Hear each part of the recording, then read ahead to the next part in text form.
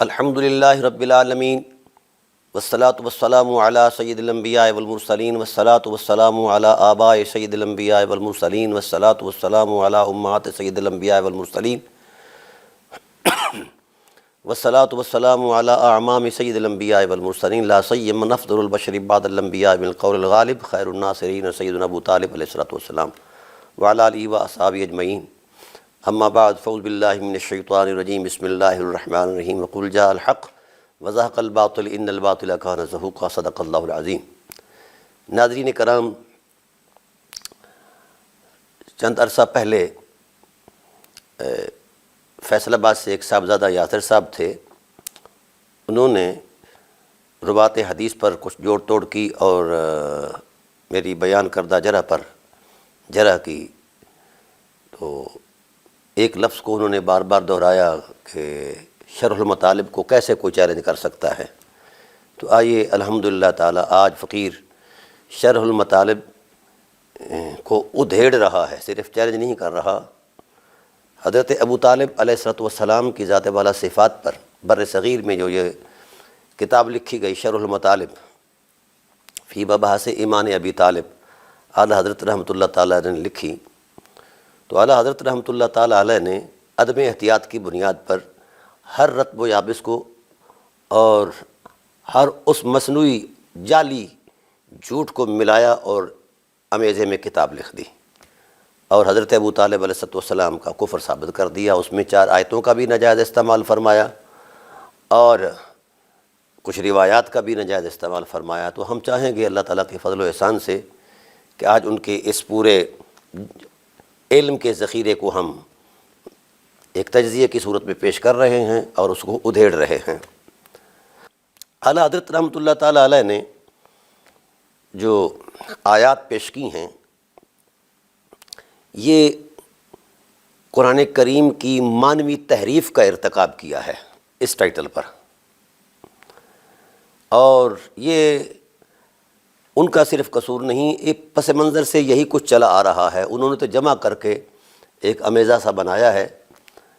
بہرحال میں کسی بھی بڑی شخصیت کو معتوب نہیں کرتا، کیونکہ اموی دین کے اندر ترجیحاً یہی بات تھی کہ اہل بیت علیہ السلام کے نفوس قدسیہ کی اہانت کی جائے اور ان کے وقار کو مجروح کیا جائے اور ان کے تشخص کو تباہ کیا جائے۔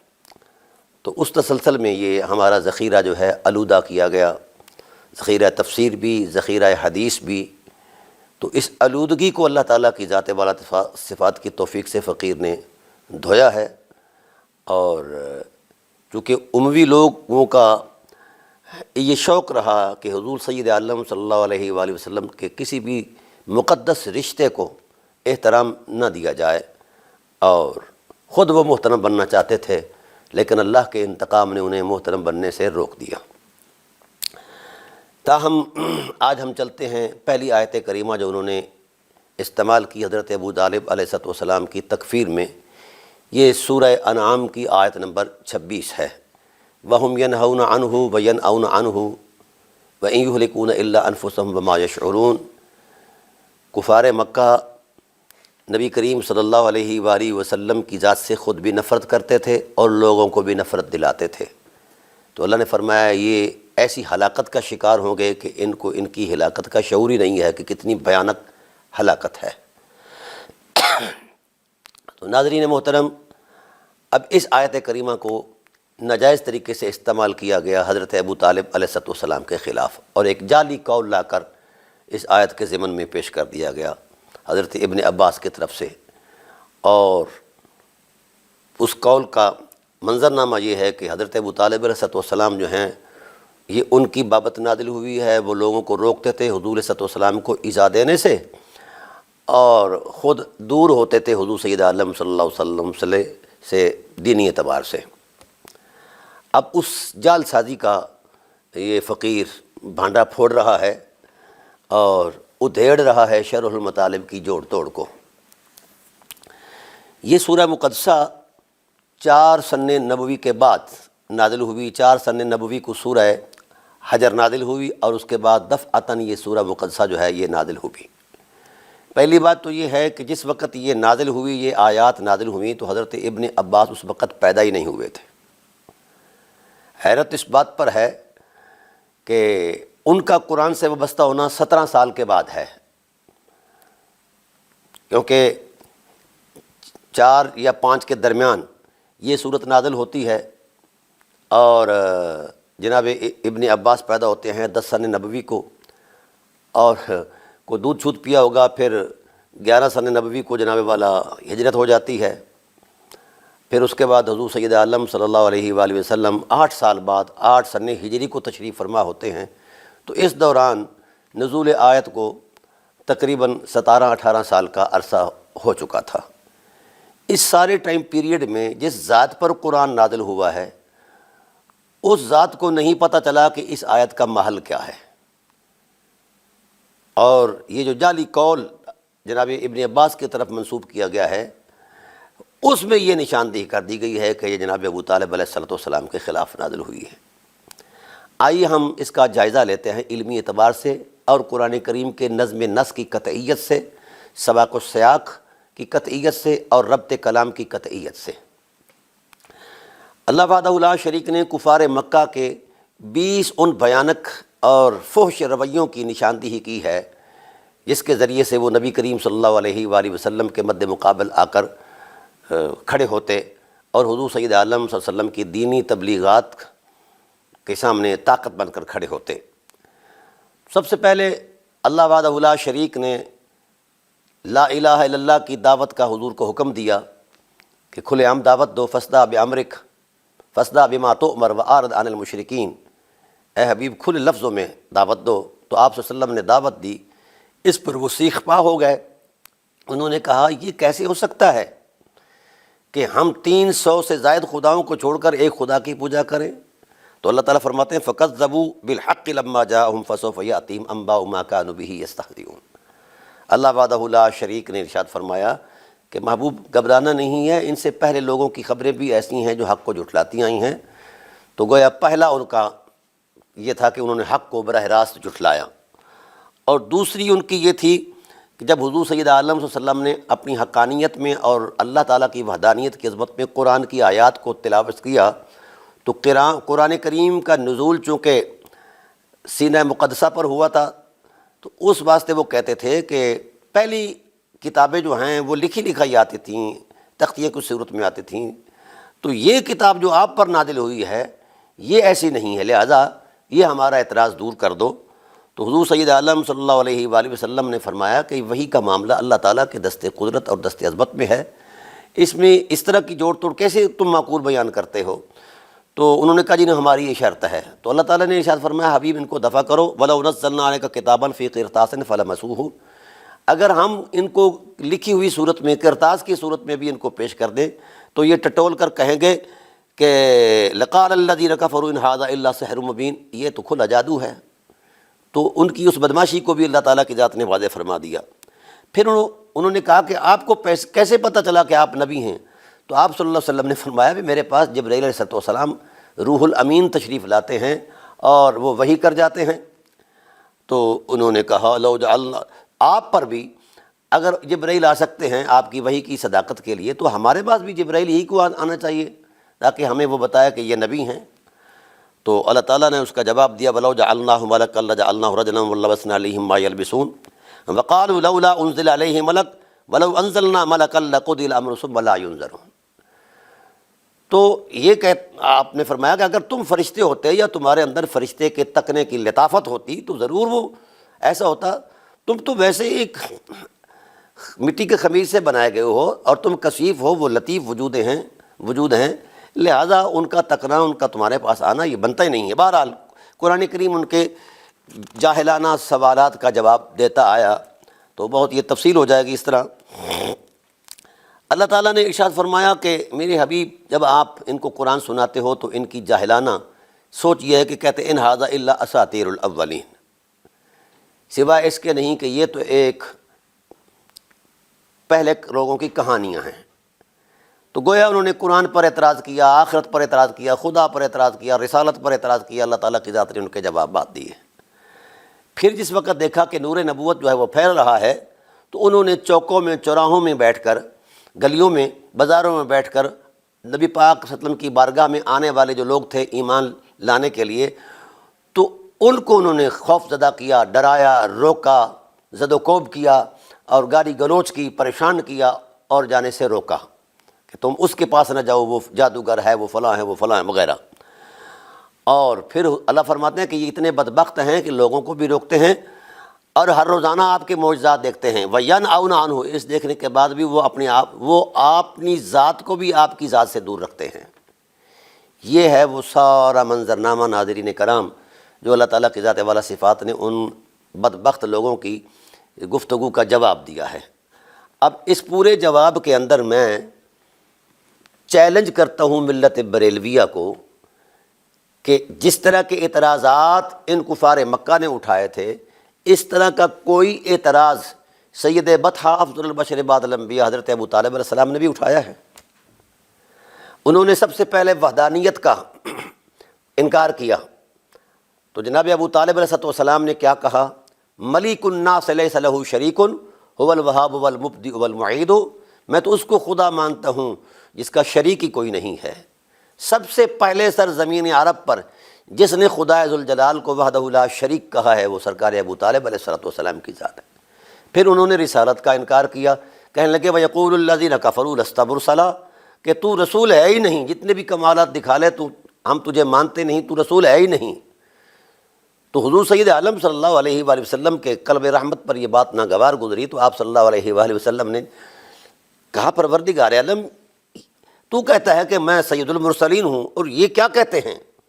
تو جناب ابو طالب علیہ السلام نے مزاج گرامی کے اس موڑ کو دیکھا تو برملا کہنے لگے انت الرسول رسول اللہ نعلمہ نزل الکتاب ذو العزت کتبی، یا رسول اللہ یہ بک بک کرتے ہیں، میں خدائے ذوالجلال کی حرمت کی عظمت کو سامنے رکھ کر کہتا ہوں کہ آپ ہی تو سچے رسول ہیں۔ اور قرآن کریم نے بھی اس بات کی تصدیق کی، یاسین والقرآن الحکیم انک لمن المرسلین۔ اب آپ نے جائزہ لینا ہے ابو طالب علیہ السلام کے رویوں کا اور کفار مکہ کے رویوں کا۔ انہوں نے وحدانیت کا انکار کیا، انہوں نے وحدانیت کو ثابت کرنے کے لیے نعرہ لگا دیا کہ میں اس کو مانتا ہوں خدا جس کا شریک کوئی نہیں ہے۔ انہوں نے رسالت کا انکار کیا، انہوں نے رسالت کی تائید اور توثیق میں اپنا اظہار محبت کیا۔ پھر انہوں نے قرآن پر اعتراض کیا کہ یہ پہلے لوگوں کی کہانیاں ہیں۔ تو جناب ابو طالب علیہ السلام نے جواب دیا یأتی بأمر جلی یأتی بأمر جلی غیر ذی عوج قد تبین فی آیات یاسین، اور ظالموں یہ تو روشن حقیقت محمد کریم صلی اللہ علیہ وسلم پر اتر رہی ہے، اس میں کوئی کسی قسم کا ٹیڑھا پن نہیں ہے۔ حیا کرو، اگر یقین چاہتے ہو تو پھر سورہ یاسین کی حرمت میں اتر کر دیکھو، وہ تمہیں یقین دلا دے گی۔ یہ حضرت ابو طالب علیہ السلام کفار کے ساتھ مکالمہ کر رہے ہیں اور خدا کی ترجمانی، رسول کی رسالت کی ترجمانی، قرآن کی ترجمانی کر رہے ہیں حضرت ابو طالب علیہ السلام۔ اور پھر اللہ تعالیٰ کی ذات والا صفات نے ان کے تمام ان سفاکانہ رویوں پر یہ کہا کہ اب بدبخت جو ہیں یہ زمین میں پھیل کر کعبۃ اللہ اپنا مکہ مکرمہ کی گلیوں میں بیٹھ کر، چوراہوں چوکوں میں بیٹھ کر آپ کی بارگاہ میں آنے والوں سے یہ مزاحمت کرتے ہیں اور روکتے ہیں کہ دربار رسالت میں نہ جاؤ، فلاں فلاں ہے وہ جادوگر ہے نعوذ باللہ فلاں، اور خود بھی دور رہتے ہیں۔ تو اللہ تعالیٰ کی ذات نے فرمایا یہ لاشعوری ہلاکت کا شکار ہوں گے۔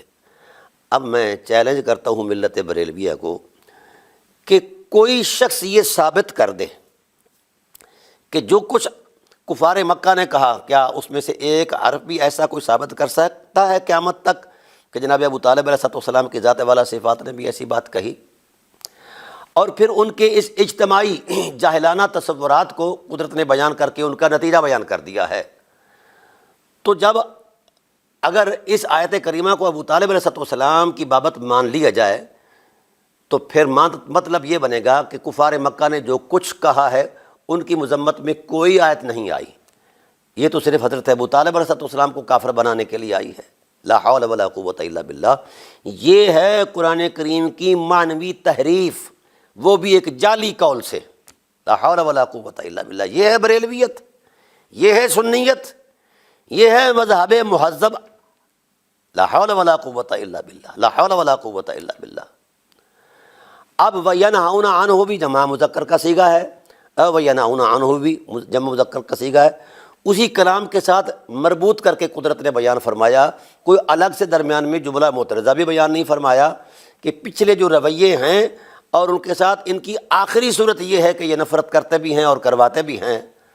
تو میں چیلنج کرتا ہوں روئے زمین کی بریلویت کو، ظالموں بتاؤ کیا حضرت ابو طالب علیہ السلام بھی نفرت کرتے تھے رسول سے؟ جن کی محبت کے تواتر کا زمانہ گواہ ہے، رسول گواہ ہیں، خدا گواہ ہے۔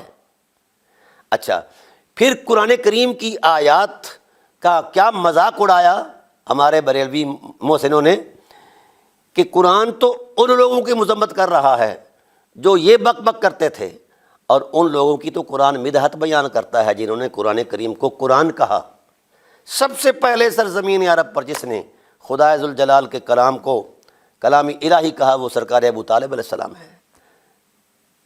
سب سے پہلے جس نے لا الہ الا اللہ کی حرمت کا تقدس بیان کر کے اس پر پہرا دیا ہے اور 4 نسلوں کی قربانی پیش کی ہے وہ جناب ابو طالب علیہ السلام کی ذات والا صفات ہیں۔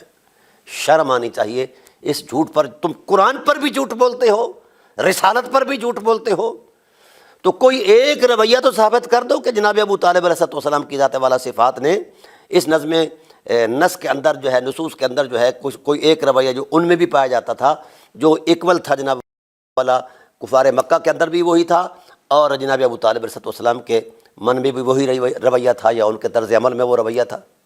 ایک رویہ نہیں ثابت کر سکتے قیامت تک۔ اس لیے تمہاری تفسیریں بھی جھوٹی، فکر بھی جھوٹی، شعور بھی جھوٹا، کیونکہ تم اموی دین کے ترجمان ہو، نبوی دین کی تمہیں بو بھی نہیں لگی۔ عاشقان رسول کے دعوے کرتے ہو کہ ہم بڑے عاشق ہیں، یہ کہتے ہیں کہ رسول کے وفاداروں کے ساتھ یہ رویہ تمہارا کہ ان کو تم قرآن کی تحریف کر کے بھی ان کو تم ان کے تکفیر کے لیے ڈرامے کرتے ہو، اور جو غدار تھے ان کے لیے تو پھر سارا اعزازات ہیں۔ لا حول ولا قوت الا باللہ۔ یہ بریلویت ہے، یہ مذہب مہذب ہے، یہ سنیت ہے۔ تو ہم ایسی سنیت سے بغاوت کا اعلان کرتے ہیں۔ یہ سنیت نہیں، یہ امویت ہے۔ سنیت اور ہے کہ حرم کعبہ کے اندر بھی اعلیٰ حضرت خود گواہ ہیں علیہ رحمہ اس کے کہ وہاں خطبہ جمعہ کے اندر جناب ابو طالب علیہ السلام کا تذکرہ ایسا ہی ہوتا تھا جیسے کبار صحابہ کا ہوا کرتا تھا اور احترام کی عظمت میں ہوا کرتا تھا۔ بہرحال عرض کرنا چاہتا ہوں وَيَنْهَوْنَ عَنْهُ وَيَنْأَوْنَ عَنْهُ ایک اجتماعی کردار کو اللہ نے بیان کر کے اس کا نتیجہ بیان کر دیا ہے۔ تو بولیے اس وَيَنْهَوْنَ وَيَنْأَوْنَ ان دونوں کے اندر حضرت ابو طالب علیہ السلام کردار کی وجہ سے، اس رویے کی وجہ سے کہاں معنی آیت ہیں؟ اگر ان کو معنی آیت قرار دیتے ہو تو پھر اس کا مطلب یہ ہے کہ پھر حضرت ابو طالب علیہ السلام کی ساری سرگرمیاں جو ہیں اس کی حیثیت ہی ختم ہو جاتی ہے۔ اگر معنی آیت قرار دیتے ہو تو پھر تم پر فرض ہے کہ ان کے اندر یہ رویے بھی ثابت کرو جن کی مذمت میں قرآن آیا ہے، اور اگر ان کے اندر یہ رویے نہیں ہیں، ان کے اندر وفا ہے، ایثار ہے، محبت ہے اور شفقت ہے، نصرت ہے، اعانت ہے، تو پھر 2100 آیات اس حرمت میں نازل ہوئی ہیں۔ ظالموں کچھ حیا کرو، کوئی غیرت کرو کچھ۔ تم اس ذات والا صفات پر کفر کا بہتان لگا رہے ہو جس ذات والا صفات نے 50 سال نبوت پر پہرا دیا، نبوت کی حفاظت کی، امت کی حفاظت کی، قرآن کی حفاظت کی، اس پر کفر کا فتویٰ لگا رہے ہو۔ خدا کے غضب سے ڈر جاؤ۔ ہاں، چونکہ یہ اموی دین میں موجود ہے کہ جنہوں نے رسول سے وفا کی وہ معتوب ٹھہرے اور جہنم کے مستحق ٹھہرے، اور جنہوں نے رسول صلی اللہ علیہ وسلم سے 22 سال تک غداری کی، بعد میں بھی امت کے 1,14,000 معصوم مسلمانوں کا قتل عام کیا، وہ ان کے لیے تو جنت کے ٹکٹ ہیں اور ان کے لیے کچھ بھی نہیں ہے۔ خدا کا دین ایسا نہیں ہے۔ یہ اموی دین تو ایسا ہو سکتا ہے، نبوی دین ایسا نہیں ہو سکتا کہ اس میں ناانصافی ہو۔ اچھا، عرض یہ کرنا چاہتا ہوں کہ جب وَيَنْأَوْنَ عَنْهُ وَيَنْهَوْنَ عَنْهُ کے اندر وہ معنی آیت ہے ہی نہیں، تو پھر کس بنیاد پر ان کو اس آیت کے ضمن میں لے آتے ہیں؟ حضرت ابن عباس رضی اللہ تعالیٰ عنہ تو یہ آیت کے بیان کرنے کے اس وقت اس اعتبار سے مجازی نہیں، یہ حضرت ابو طالب علیہ السلام پر تمہارا بریلویوں کا الزام نہیں ہے، یہ خدا کی ذات پر ہے، الزام بھی نہیں بلکہ بہتان ہے خدا کی ذات پر، نبوت کی ذات پر بہتان ہے، قرآن کی حرمت پر تمہارا بہتان ہے۔ اگر حضرت ابو طالب علیہ السلام معنی آیت بنتے ہیں تو پھر دوسرے لوگ جو ہیں وہ تو ان کی تو چھٹی ہو جائے گی، وہ تو جو مرضی کرتے رہے، ان پر کوئی مواخذہ نہیں، سارا مواخذہ حضرت ابو طالب علیہ السلام پر ہے۔ تو پھر اس طرح جو انہوں نے کہا کفار مکہ نے، اور جو رویے اختیار کرتے رہے، ان کے لیے وہ سارا کچھ عزم ہو گیا اور وہ عظمت ماب بن گئے اور ہتھے چڑھ گئے بریلویوں کے جناب حضرت ابو طالب علیہ السلام کی ذات والا صفات۔ کوئی چیز تو ربط کلام کی عظمت میں نہ، اور جناب سیاق کلام کی عظمت میں اور نظم نس کی عظمت میں کوئی ایک حرف تو ثابت کرو ظالمو، خدا کے غضب سے ڈر جاؤ، کیوں روح سیاہ لے کر دربار رسالت میں جانا چاہتے ہو رسول کے باپ کو کفر کی کالی دے کر، وہ خدا کا خوف کرو۔ بہرحال کسی بھی صورت میں ناظرین کرام حضرت ابو طالب علیہ السلام ان آیات کا معنی نہیں ہے، نہ نظم نس کی قطعیت کی صورت میں، اور نہ ہی ربط کلام کی صورت میں، اور نہ ہی مقتضائے کلام کی صورت میں۔ یہ سب ڈرامہ ہے اور فراڈ ہے، اور شروع سے ہی چونکہ حدیثوں کی جو تدریج تھی، حدیثوں کی جو تدوین تھی وہ اموی دور میں ہوئی ہے، تو انہوں نے اس طرح کی چیزیں ملا کر قرآن کریم کی تحریف معنوی کا ارتکاب کیا، اور اہل سنت کو، میرے بریلوی بھائیوں کو یہ شعور مل گیا کہ دین تو سچا اموی ہے، نبوی دین کی کیا حیثیت ہے۔ یہ ہے تمہارا قد کاٹ، یہ ہے تمہارے شعور کی بلیدگی، اور یہ ہے تمہاری ذہنی حیثیت، اور یہ ہے تمہارے اندر کی پلیتی۔ کس بنیاد پر رسالت پناہ عالم صلی اللہ علیہ وسلم کے حرم پر تم بک بک کرتے ہو؟ کس نے تمہیں حق دیا ہے؟ کون ہوتے ہو تم؟ تمہاری حیثیت کیا ہے؟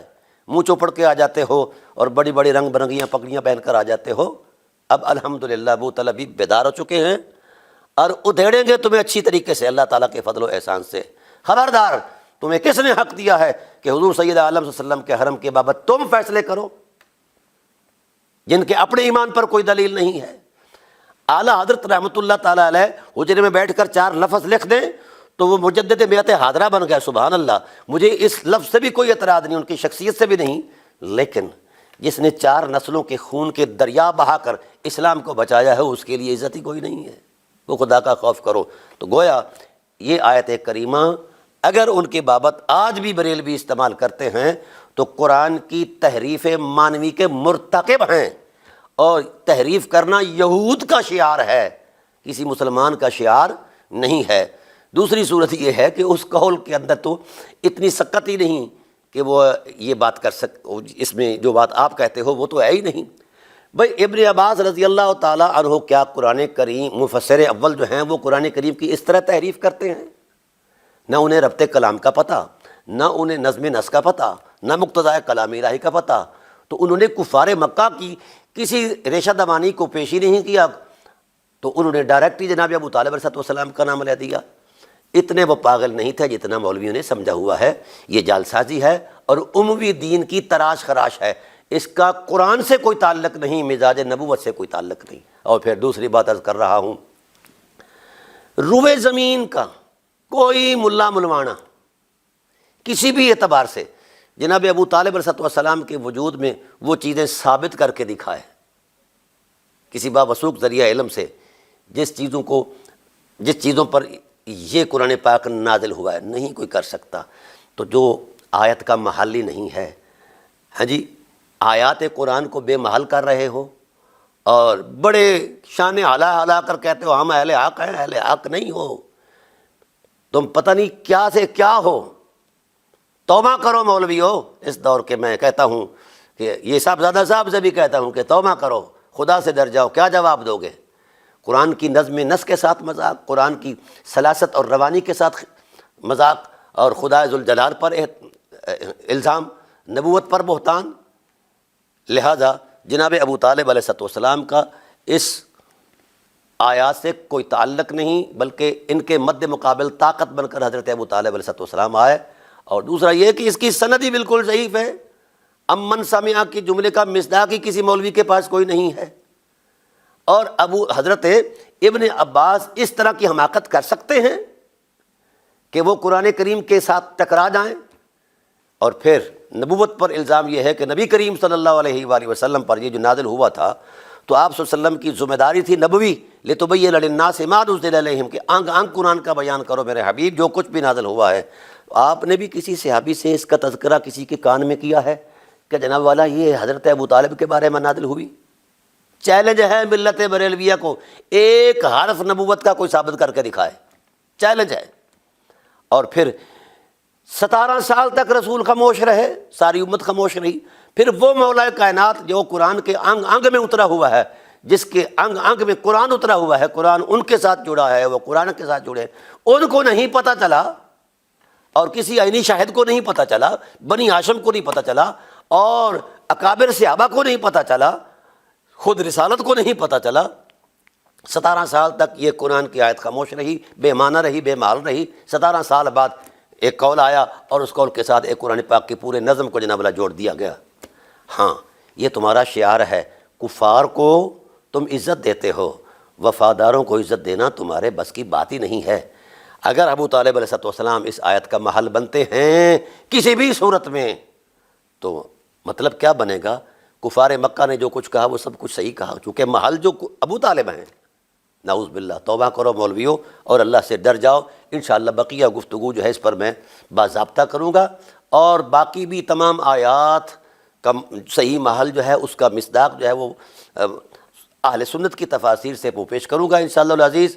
اور اب یہ آپریشن ضرب عضب شرح المطالب پر جو ہے شروع ہو چکا ہے، انتظار فرمائیے اور آئیے میدان میں جواب دیجیے۔ السلام علیکم ورحمۃ اللہ وبرکاتہ۔